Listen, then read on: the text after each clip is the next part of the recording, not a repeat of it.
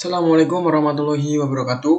Perkenalkan, nama saya Maulana Nuraji, NIM I1N020002 dari jurusan Pendidikan Jasmani, Fakultas Ilmu Kesehatan.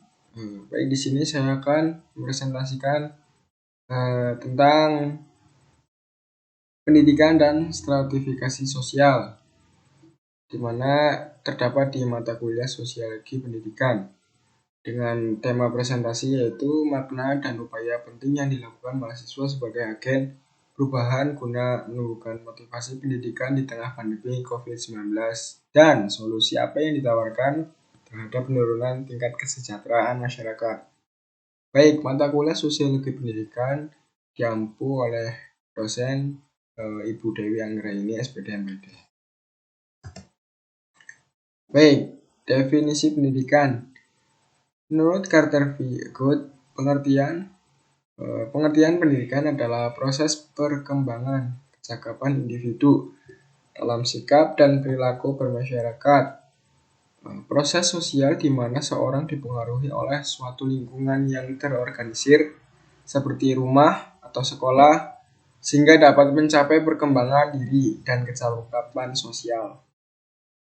Menurut Undang-Undang Nomor 20 Tahun 2003, pengertian pendidikan adalah usaha sadar dan terencana untuk mewujudkan suasana belajar dan proses pembelajaran agar peserta didik secara aktif mengembangkan potensi diri untuk memiliki kekuatan spiritual, keagamaan, pengendalian diri, kepribadian, kecerdasan, akhlak mulia, serta keterampilan yang diperlukan dirinya, masyarakat, bangsa, dan negara. Oke, next. Baik, definisi stratifikasi sosial. Stratifikasi sosial menurut Patirim Sorokin adalah perbedaan penduduk atau masyarakat ke dalam lapisan-lapisan kelas secara bertingkat atau hierarkis ya.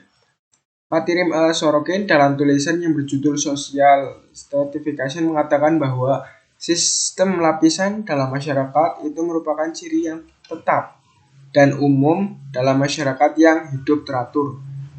Sedangkan menurut Dr.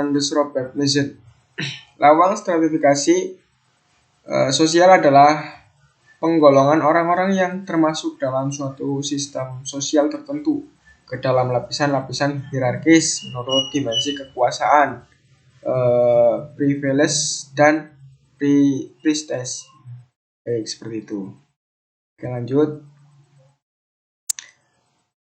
Di mana dampak dari kasus COVID-19 ini menghambat aktivitas masyarakat yang biasanya bekerja di luar ruangan, masuk ke dalam ruangan, dan mahasiswa juga terkena dampaknya, yaitu melakukan pembelajaran secara online dan melaksanakan kegiatan belajar secara online. Ketika pembelajaran online sudah dilaksanakan, bukan berarti mahasiswa tidak dapat melakukan kegiatan yang produktif. Sangat disayangkan apabila mahasiswa hanya melakukan kesibukannya dengan mengerjakan tugas yang diberikan oleh dosen dan menonton film untuk mengisi waktu luangnya. Mahasiswa tidak hanya harus belajar di dalam kelas, tetapi mahasiswa juga harus belajar di lingkungan sekitar dan menerapkan apa yang telah dipelajari. Tujuannya adalah untuk melakukan pengembangan diri. Beberapa peran mahasiswa diantaranya yaitu peranan moral, peranan sosial, peranan intelektual. Peran moral berarti mahasiswa dituntut untuk memikul tanggung jawab moral terhadap dirinya sendiri yang akan diterapkan dalam kehidupan dan tanggung jawab moral masyarakat di masa yang akan datang. Peran sosial artinya dimanapun mahasiswa berada, bagaimanapun perilakunya tidak hanya bermanfaat untuk dirinya sendiri, tetapi juga bermanfaat untuk lingkungan sekitarnya. Dan peran intelektual artinya mahasiswa harus menyadari bahwa fungsi dasar mahasiswa adalah menguasai ilmu dan memberikan perubahan yang lebih baik dengan kecerdasannya selama menempuh pendidikan. Baik. Di era pandemi COVID-19, peran mahasiswa sangat penting. Salah satu hal yang dapat dilakukan mahasiswa adalah melakukan sosialisasi dan edukasi tentang tata cara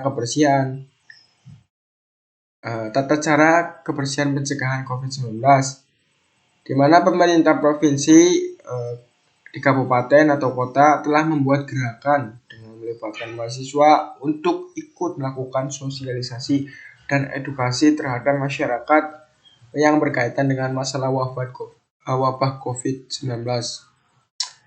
Berbagai kegiatan yang bisa dilakukan para mahasiswa seperti sosialisasi penggunaan masker, cuci tangan, sosialisasi jaga jarak fisik, atau yang biasa disebut social distancing, seperti itu.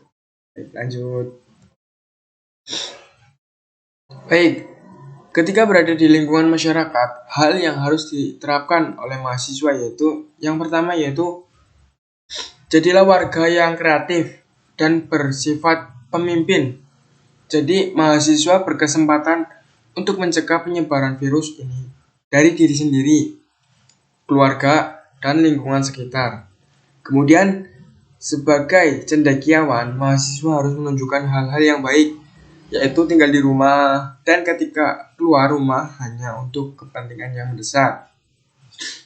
Baik, yang kedua yaitu mahasiswa dapat menggunakan media sosial untuk memulai kampanye dengan mahasiswa lainnya di Indonesia. Mahasiswa dapat mengajak warga sekitar melalui media sosial untuk mematuhi protokol kesehatan yang ditetapkan pemerintah, termasuk menggalang bantuan sosial secara mandiri untuk masyarakat yang terdampak ekonominya akibat pandemi serta melakukan program membagikan masker. Jadi seperti itu. Kemudian lanjut.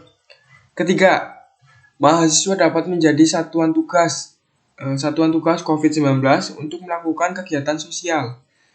Mahasiswa juga dapat menjadi relawan dan mendistribusikan bantuan logistik dalam berbagai bentuk seperti makanan bergizi, vitamin, dan masker. Kemudian yang keempat yaitu dilakukan sosialisasi dengan rutin.